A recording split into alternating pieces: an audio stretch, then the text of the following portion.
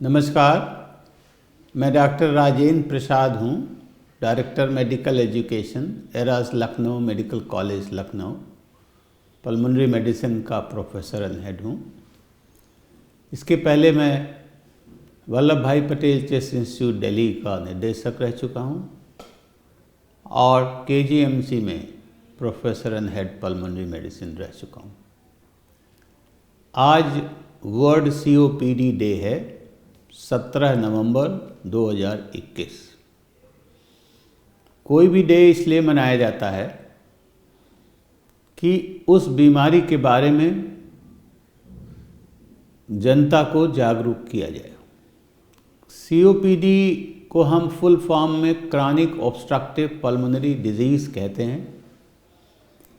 पहले इसको लोग या आजकल भी लोग बहुत कॉमनली क्रॉनिक ब्रोंकाइटिस और एम्फाइसीमा के वर्ड से जानते हैं। ये बहुत ही बीमारी ऐसी है जो पूरे संसार भर में प्रचलित है। अगर देखा जाए तो हर साल लगभग 384 मिलियन यानी मतलब 38 से 40 करोड़ लोग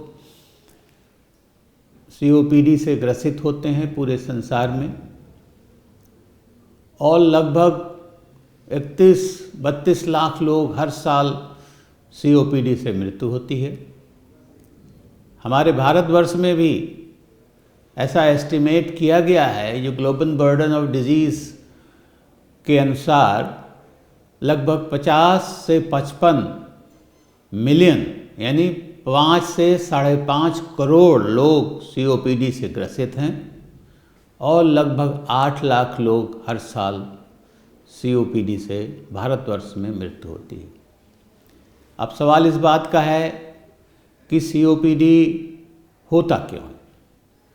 COPD का मेन कारण टोबैको स्मोकिंग है। टोबैको स्मोकिंग आप जानते हैं सिगरेट की वजह से थ्रू पिया जाता है। इंडिया में बीड़ी बहुत कॉमन है, हुक्का है, चिलम है, तो किसी भी तरह की टोबैको स्मोकिंग ये COPD का मेन कारण है। पहले 70 और 80 के दशक में जब मैं PG कर रहा था KGMC से, तो उस वक्त हम लोग सारे लिटरेचर बाहर का ही पढ़ते थे। पहले ये था कि 80 से 85% COPD जो है वो सिगरेट स्मोकिंग से होता है। लेकिन आज हम जानते हैं there are many studies which talks about, बताती हैं कि सिर्फ 60 से 65% ही स्मोकिंग की वजह से COPD होती है। इसके मतलब 35 से 40% लोग ऐसे हैं जो स्मोकर नहीं हैं और फिर भी उनको COPD होती। तो वो ऐसे क्या फैक्टर हैं, नॉन स्मोकिंग फैक्टर्स।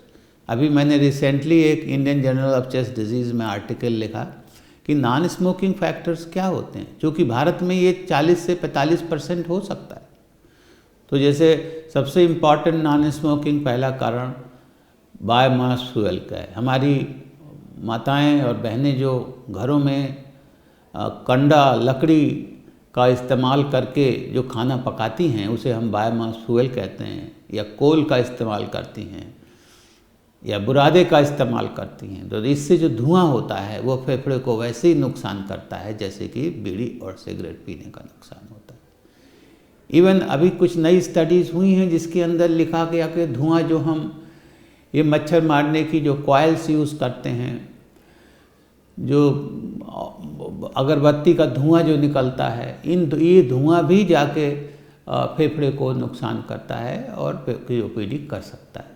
पोल्यूशन के बारे में आजकल आप देख रहे हैं चारों तरफ काफ़ी पोल्यूशन बढ़ा हुआ है, दिवाली के आसपास हर साल बढ़ता है। तो पोल्यूशन भी एक इम्पॉर्टेंट कारण है। अब पोल्यूशन को आप जानते हैं आउटडोर और इंडोर में मैंने जो बायोमास फ्यूल है वो इंडोर पोल्यूशन का सबसे मेन कारण है। तो पोल्यूशन भी एक बहुत इम्पॉर्टेंट कॉज है COPD का। इसके बाद जैसे अभी देखा गया है, जिस किसी को पुरानी TB हुई थी, किसी को पुरानी अस्थमा है और बहुत से एक्सपोज़र हैं, उसकी वजह से भी COPD हो सकता है। COPD के लक्षण क्या हैं? COPD आम तरीके से जब आदमी 30 इन चीज़ों से एक्सपोज होता, चाहे वो सिगरेट हो, बीड़ी हो या और चीज़ हो, तो 20-25 साल जब उससे एक्सपोज होता है तो उसको फिर खांसी, बलगम और सांस 3 सिम्टम ही मेन सिम्टम होते हैं। और उसके बाद सांस फूलने लगती है, और सांस फूलने ये एक प्रोग्रेसिव डिजीज़ है। तो सांस फूलने की इसको हम कैसे डायग्नोस करते हैं? अब लोग बहुत नेग्लेक्ट करते हैं इस बीमारी को, सोचते हैं ऐसे ही सांस फूल रही है। तो इसकी हम कंफर्मेशन जो है वो डायग्नोसिस को कंफर्म कैसे करते हैं, वो स्पायरोमेट्री, आपने PFT देखा होगा, उसमें हम फूंक करके जांच करते हैं और फेफड़े के अंदर हम जाके हम पता लगा लेते हैं कि इसको COPD है कि नहीं। अब सवाल है इलाज के तरीके। अब जब हम 2021 में बात कर रहे हैं तो इलाज के तरीके आप जानते हैं, टैबलेट्स भी हो सकते हैं, इंजेक्शन भी हो सकते हैं, जो इमरजेंसी में यूज़ किया जाता है। लेकिन आजकल इन्हेलर जो है वो मेन दवाएं हो गई हैं। इन्हेलर से लोग बहुत डरते हैं, और इन्हेलर में भी अब तरह तरह की दवाएं आ गई, बहुत अच्छी दवाएं आ गई, जिससे कि पेशेंट को सिम्टम में रिलीफ मिलता है, उसकी क्वालिटी ऑफ लाइफ इम्प्रूव होती है। लेकिन दवाएं इसके माने आप जब ये बीमारी एक तरह से प्रोग्रेसिव है और परमानेंट है तो दवाएं तो रेगुलर करना पड़ता है। तो ये भी एक बहुत बड़ा इम्पॉर्टेंट, अक्सर लोग इन्हेलर छोड़ देते हैं, ये गलत बात है। और इन्हेलर को अगर आप सही लेंगे तो आपका जीवन काफ़ी ठीक चलेगा। अब आप जानते हैं कि जो बीमारी का इलाज लाइफ लॉन्ग है, तो और उसका इलाज परमानेंट कोई इलाज तो है नहीं, तो ये है कि इसका रोकथाम बहुत महत्वपूर्ण हो जाता है। और रोकथाम के लिए जब मैंने आपको कारण बताए इसके, तो वही रोकथाम है। यानी स्मोकिंग 60 से 65% तो स्मोकिंग की वजह से होता है। तो पहला तो रोकथाम यही है भाई, जो लोग बीड़ी, सिगरेट, हुक्का, चिलम किसी भी तरह से पीते हैं वो ना पिएं। अगर नहीं शुरू किया है, खासकर बच्चों को मेरी है कि इल्तजा है कि जो बच्चे लोग वो ना शुरू करें, क्योंकि उसी उम्र में ये सब आदतें पड़ती हैं। और जो लोग पी भी रहे हैं तो बहुत सी स्टडीज़ हैं जो ये बताती हैं कि अगर आप छोड़ देंगे तो 10-15 साल में आपका लंग वैसे ही हो जाएगा जैसे आप नॉन स्मोकर थे।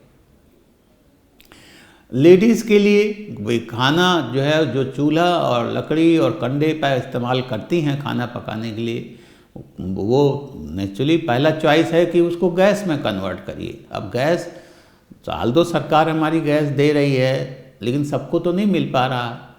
तो उसको जो चूल्हे में कम से कम समय बिताया जाए खाना पकाने के लिए, और जहाँ चूल्हा है खाना पकता है वो एक वेंटिलेटेड जगह हो। आजकल चूल्हे भी तरह तरह के आने लगे हैं जिससे कि उसका जो धुआं है वो बाहर निकल जाता है। तो ये भी थोड़ी सी, और गैस के बदले और इस बायोमास फ्यूल के बदले कायदे से जो LPG गैस है वो क्लीन फ्यूल है, या इलेक्ट्रिसिटी, बिजली पे भी बहुत लोग खाना पकाते हैं। तो इन सबों से ये बीमारी नहीं होती है। तो स्मोकिंग एक बहुत बड़ा फैक्टर है, उसको नहीं करना है। यूज़ बायोमास फ्यूल को यूज़ कम से कम करना है या नहीं करना है। और ऐसे भी आपको अपने फेफड़े को स्वस्थ रखना है। कोई ऐसा काम ना करें कि जिससे फेफड़े आपके परेशान हो जाएं। पोल्यूशन भी एक बहुत बड़ा है, लेकिन उसमें आप स्वयं आप भी को सावधान रहना पड़ेगा कि पोल्यूशन जो होता है उसको कम से कम आपको एक्सपोज हों आप उससे। खासकर आजकल देखिए दिवाली के मौसम में काफ़ी पोल्यूशन बढ़ा हुआ है। हम लोग कहते हैं कि भाई जो लोग मॉर्निंग वॉकर हैं, एक्सरसाइज करते हैं, या तो कुछ दिन जब पोल्यूशन बढ़ा है तो रोक दें, घर में करें एक्सरसाइज, साइकिल घर में चला लें, या अगर जाना ज़रूरी है तो मास्क लगा के जाए। तो कहने का मतलब ये COPD एक ऐसी बीमारी है जो काफ़ी प्रोग्रेसिव बीमारी है और काफ़ी लोगों से इसकी मृत्यु होती है, लेकिन इसका रोकथाम हमारे हाथ में है। अगर हम रोकथाम करेंगे तो COPD को इस संसार से नहीं बल्कि भारतवर्ष से भी कम किया जा सकता है। धन्यवाद।